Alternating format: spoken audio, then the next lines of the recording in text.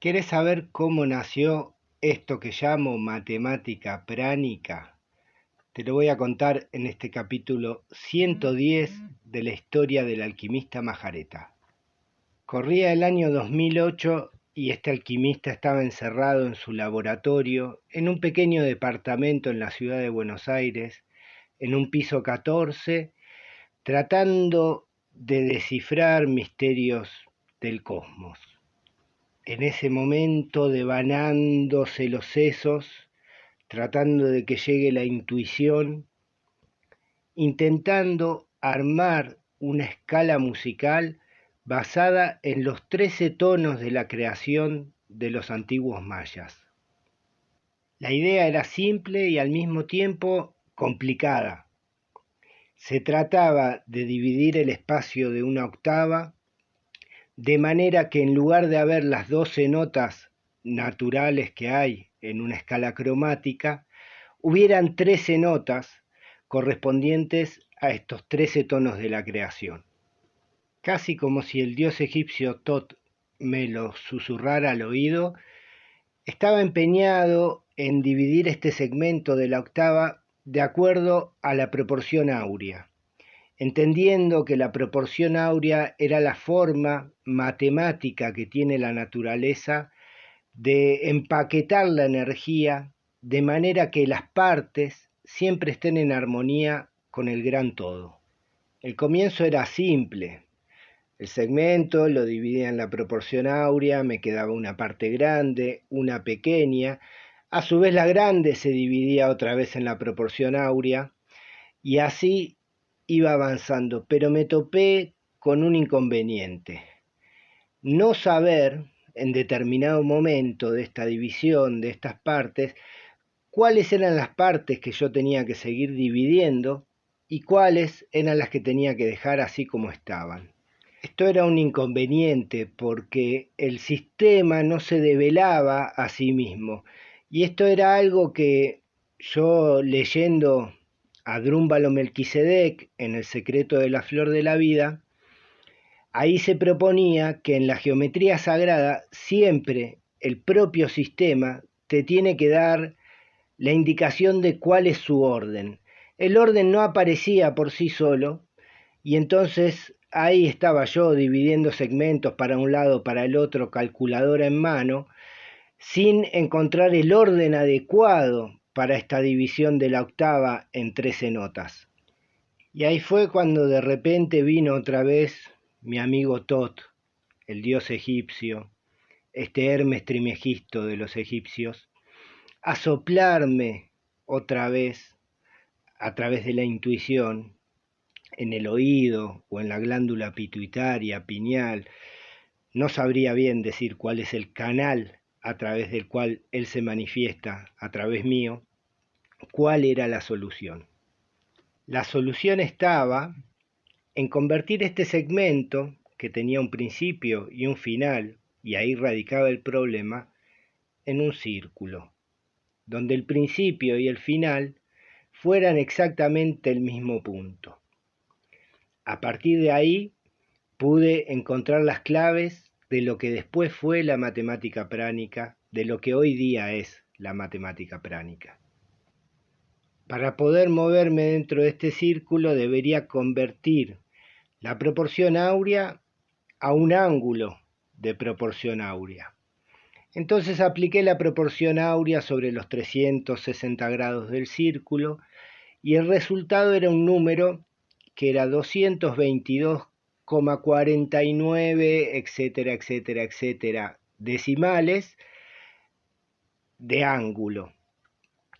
Como esos decimales me resultaban muy difíciles para trabajar y realmente la diferencia entre 222,49, etcétera, y 222,5 grados era ínfima, decidí redondear este número a los 222 grados y medio.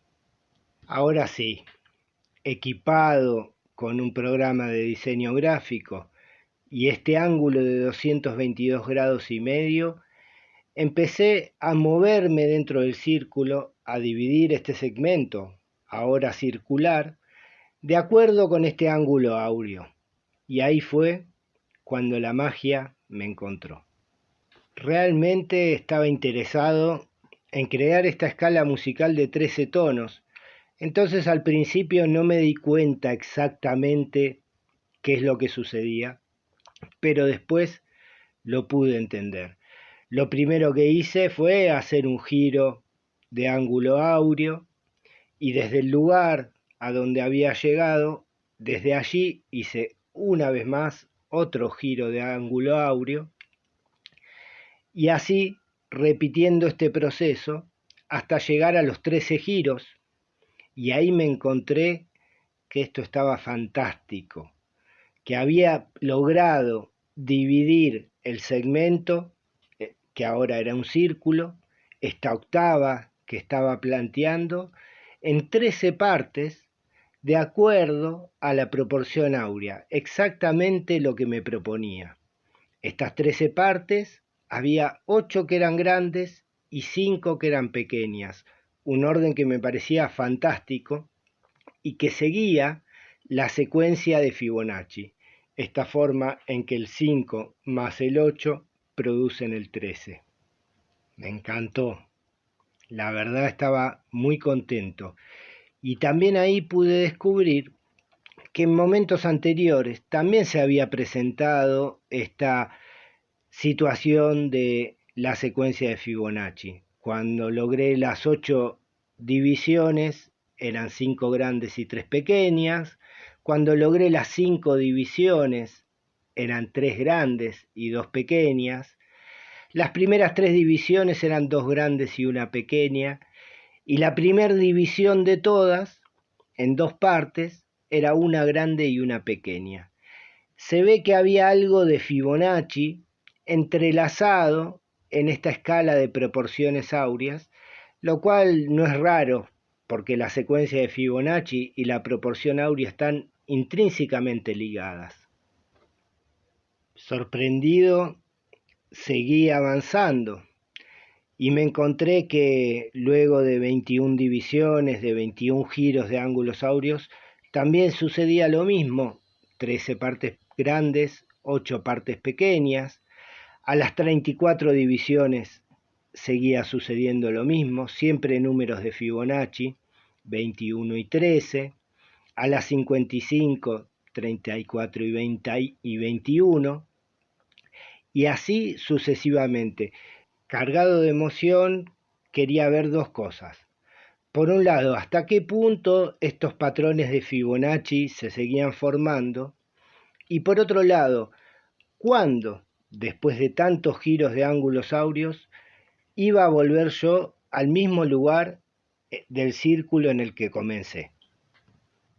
Cuando llegué a los 89 giros, ya no estaba sorprendido. Esperaba encontrarme con 55 partes grandes y 34 partes pequeñas, y efectivamente así era. Lo que sí me sorprendió es lo que empezó a suceder después. En el siguiente giro, una de las partes grandes se dividió exactamente a la mitad, quedando las dos partes igual que las partes pequeñas. En todos los siguientes giros, siguió sucediendo lo mismo con cada una de estas 55 partes grandes.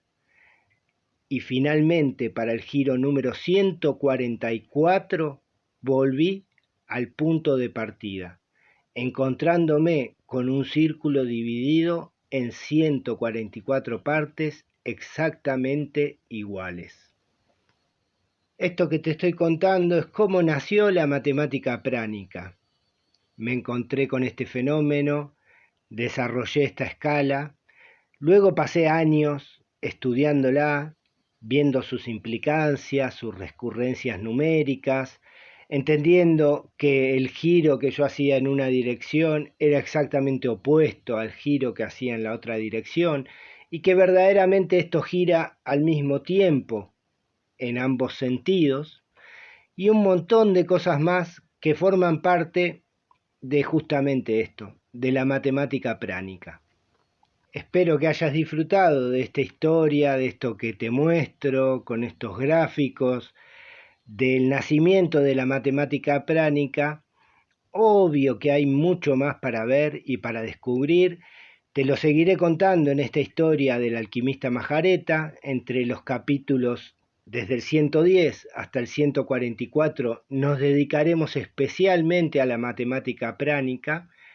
Podés acercarte también a Majarelandia, nuestra comunidad de aprendizaje, y allí seguiremos trabajando distintos aspectos y más en profundidad todas las implicancias, las escalas, toda la magia, las posibilidades de aplicación que trae esta matemática pránica. Te agradezco por haber llegado hasta el final de este video. Espero que estés disfrutando de esta historia del alquimista Majareta, tanto como yo contándola. Les mando un abrazo muy grande y que estén muy bien donde sea que estén, generando prana, alimentándose de prana y rodeándose de belleza y armonía a su alrededor.